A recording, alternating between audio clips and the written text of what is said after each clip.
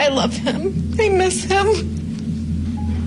There's nothing I wouldn't do to bring him back. My heart and my mind are consumed with despair, pain, sadness, grief, unceasing anguish, and extreme remorse. AJ, please come home. We love you very much. Don't be fooled by their words. These are two real-life monsters who did unspeakable things to their defenseless 5-year-old son. Sweet and innocent little AJ Freund knew nothing but pain in his short life on Earth. From the moment he was born to the moment he died, this poor little boy suffered at the hands of his evil parents. What makes this case even more heartbreaking is that there were numerous chances to save him, but no one did anything until it was too late. But before he died, this little boy told his tormentor exactly what he wanted to happen to her. But why do you want them to hurt me? Why? So I don't ever see you again. So what really happened to AJ? And why did no one do anything to save him? Let's find out in this devastating case of the 5-year-old who was battered to death by evil mom. On April 18, 2019, police in Illinois responded to a frantic call by two parents reporting that their 5-year-old son was missing. Do you know where he might have went?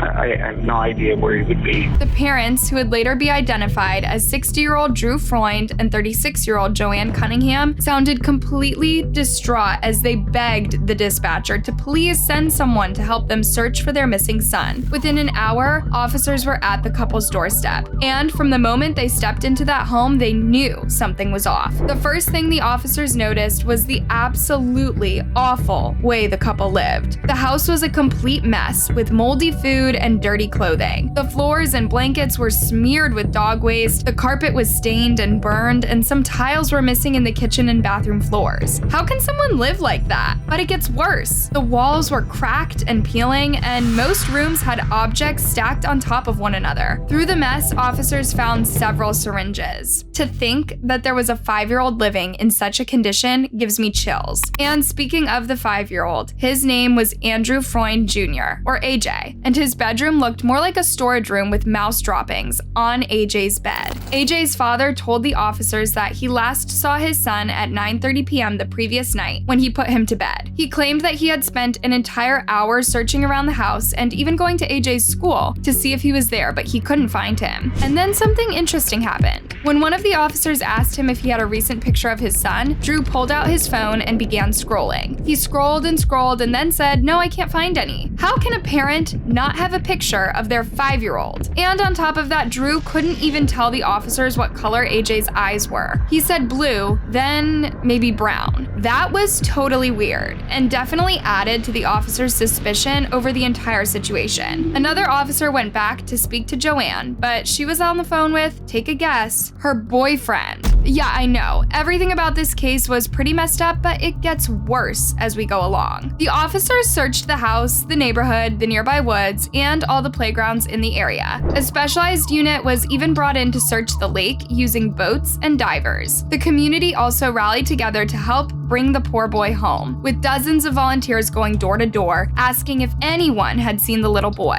The surrounding area was buzzing with activities, with helicopters scouring Crystal Lake and its surroundings. Law enforcement wasn't leaving anything to chance and looked at every possibility. Perhaps someone had snatched the little boy, or maybe he'd run away from home and got lost or hurt. It is not completely unheard of for little kids to run away from their homes, and given AJ's situation at home, it was very likely that he could have decided to run away. While searching the home, officers found a lock on the outside of AJ's bedroom door. His bedroom window was also screwed shut. It actually looked like AJ had been held as a prisoner in his own home. When asked about it, Drew claimed that this was for his son's own good, as he had previously tried to escape through the window. What would make a 5-year-old want so desperately to escape his home? Police, search dogs, specifically trained to locate people, picked up AJ's scent inside the house, indicating that he had not walked away on foot. Initially, AJ's parents were very cooperative with investigators, with Drew even offering to take a lie detector test to prove that he had nothing to do with his son's disappearance. AJ, please come home. We love you very much. But as the days went by, he began resisting talking to detectives. You come with us right now. I'm gonna go get a phone. Joanne had gone to live with a friend after her son's disappearance, and over the next few days, her mother and friends helped her look for AJ, hang posters, and attend a vigil. Although she was a neglectful parent, no one thought that she could actually do anything to hurt her son. Her mother even told the FBI this, saying, "I kept telling the FBI if something happened to her child, she wouldn't hurt her kids. She would be neglectful, but she wouldn't hurt them."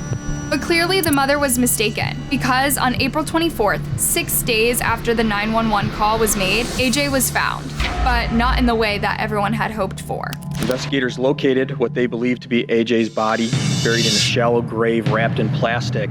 AJ's body was found about 7 miles from his home. An autopsy revealed that he had passed away 3 days before his parents even called 911. And as the investigation started, horrifying details of the pain little AJ endured in his short life would be unveiled. Andrew Jr., or AJ, was born on October 14th, 2013. The nurses took note of what they described as fresh track marks on the body of his mother, Joanne Cunningham. And from his first breaths, AJ was struggling. Hospital records detailed tremors, sneezing, excessive crying, sleep disturbance, and an overactive startle reflex. The symptoms were obvious signs of withdrawal, and an analysis of AJ's umbilical cord revealed traces of doctors at what was then called Centegra Hospital Woodstock gave the baby boy morphine to alleviate his symptoms. Joanne's mother, Lori Hughes, came to the hospital to hold her newborn grandson for the first time. Lori took a nurse aside and shared her concerns about her unwed daughter and the boy's father, Andrew Freund. "I said, you can't let them take him home. They can't take care of a baby." Lori had already taken Joanne's older son into her home the previous year. She knew that her daughter would not be a good mother to the newborn baby.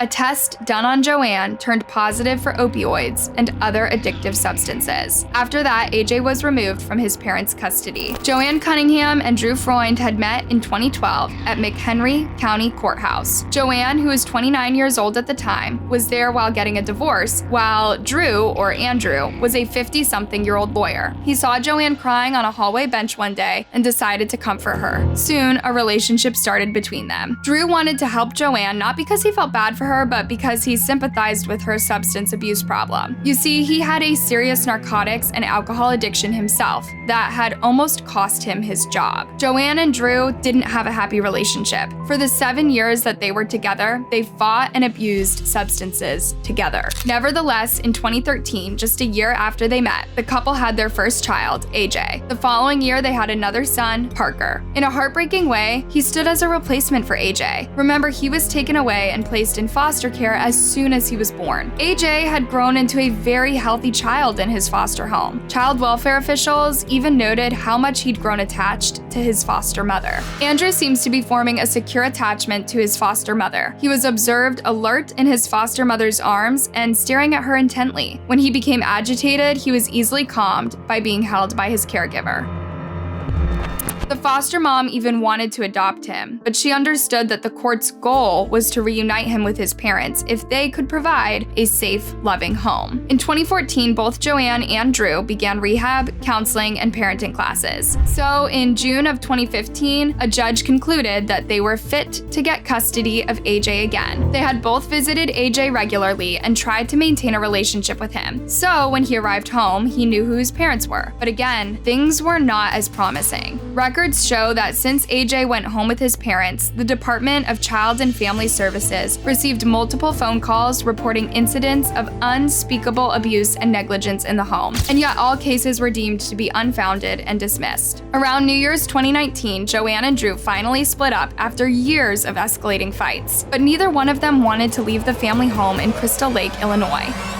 In April 2019, Joanne was already dating Daniel Nowicki Jr., whom she had met in a treatment program. He had a history of substance abuse and stints in prison, but still she invited him to come live with her indefinitely. That is, with her, Drew, and her 2 boys. She was also pregnant with her boyfriend's child, so they had been dating before she and Drew broke up. And get this, at the time, AJ Daniel was in jail over an unrelated aggravated battery charge. I know, messed up. Drew and Joanne were arrested and charged with AJ's murder. And as officials were going through Drew's phone, they had found that he had Googled child CPR. When asked about this, he said, "Oh, that was probably Joanne. He claimed that his ex was probably looking into that just to be prepared in case something happened to her new unborn baby. Yeah, right. Investigators also saw a photo of a shopping list, and some of the items were pretty disturbing to say the least. Duct tape, plastic gloves, trash bags, bleach, air freshener. Chilling, I know. Both Drew and Joanne were asked about the shopping list. They said the tape was going to be used for hanging pictures and the bleach was going to be used for cleaning the house. They used a bottle a week, they said. First of all, who hangs pictures with tape? And second, that house didn't look like it had seen any cleaning products for years. Their story just didn't add up. Drew also said that Joanne believed AJ had oppositional defiant disorder, or ODD. In other words, AJ saw himself as the leader of the family home and was super defiant towards his parents. So Joanne was adamant that she was not at fault for her son trying to escape their house of horrors. She said it was because of a mental disorder. However, as the detectives put pressure on Drew, he cracked and started talking. He began with stories about how Joanne would punish AJ for the smallest mistakes. On April 15th, AJ lied to his mother about soiling his underwear. Of course he lied, he wasn't allowed to make mistakes at home. He knew what was coming if he admitted. However, his evil mother knew he was lying, so she punished him for that too, putting him in a cold shower until he confessed to hiding the underwear. He was in there for 20 minutes. After this horror moment, Joanne put her son to bed. A few hours later, she checked on him and noticed he wasn't breathing.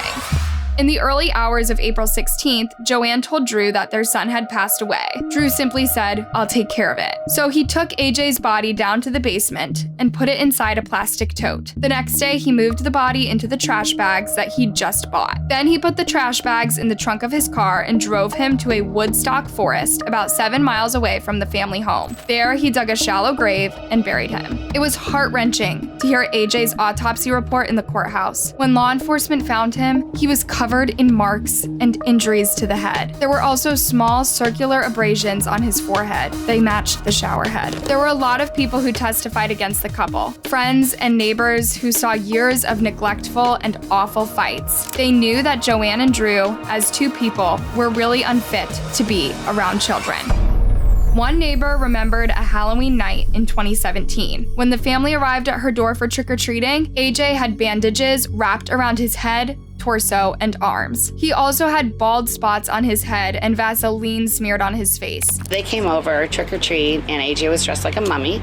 And I said, "Oh, cute mummy costume, what's your name?" And she said, "He's AJ." And she said, "But he's actually not dressed as a mummy. We've been at the hospital all day." I said, "Oh, what happened?" She said, "He grabbed a pot of boiling water off the stove and poured it over him." She said that he's even lost part of his hair from it, and he had bald patches on his head and gauze. A few months after that, the same neighbor remembered walking her dog past AJ's house and seeing him and his brother Parker sitting outside in a running car. She approached the boys and asked them what they were doing, and they told her that they were preparing to go to a motel before mommy and daddy each other. These were the words of two toddlers. The neighbor said that she could hear the couple fighting very clearly from outside. They were screaming loud enough for all their neighbors to hear. Imagine how distressing this must have been for these little boys. But when she saw her snooping around, Joanne came outside to threaten her neighbor. She yelled at her, "You better not call the police on us." On another night, the neighbor walked by the house again, only to hear a child's voice saying, "I'm cold, I'm cold." Several other people testified that they believed the boys were being severely mistreated by their parents. There were signs and marks, and the boys always seemed afraid to go home. In a disturbing video played in court, AJ could be heard telling his mom that he wished bad people would hurt her so that she would leave him alone. Okay. Really? Why are you trying to hurt me with that? Let me address it. I'm sorry. Why are you trying to hurt me? AJ, remember. Yes. When you tell the truth, you don't have to pause to answer. You think I'm gonna get in trouble with you? Are you my boss? Are you my parent? No. Why would I get in trouble with you? Just how evil would you be to taunt and berate an already scared 5-year-old? Bad people, like really bad people. But why do you want them to hurt me? Why? So I don't ever see you again. Heartbreakingly, AJ then says the devil will eventually get his mom in trouble. The devil? So the devil's gonna get me in trouble? In the same video, AJ tells his mom that he doesn't want to have a family anymore. I just don't want a family. It's really heartbreaking to know that all AJ knew in his short life was a family that hurt and mistreated him. That is what family meant to him: pain and suffering. You think you're gonna run to get me in trouble, me and Parker? Huh?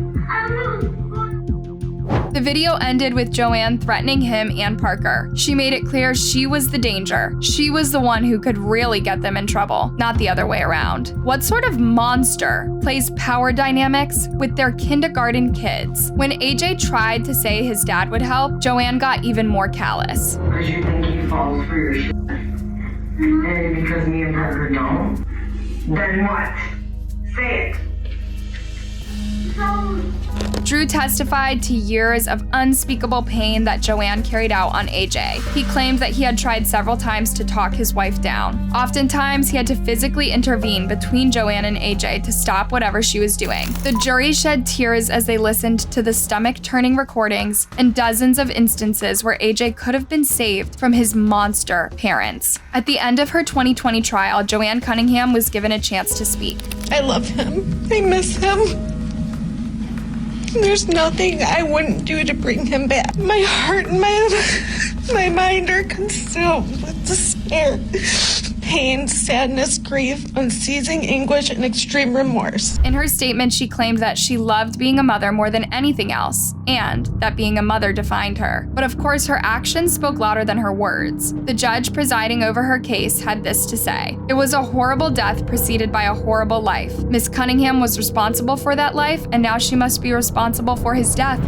On July 17th, 2020, Joanne was sentenced to 35 years in prison. There is no chance for an earlier parole date. As for Drew Freund, although he was not directly responsible for his son's death, he did cover up for his ex-wife and even buried his son's body. For days, he acted like he didn't know what happened to his son. What is your message to those people who think you're withholding information? I have no control over what people think.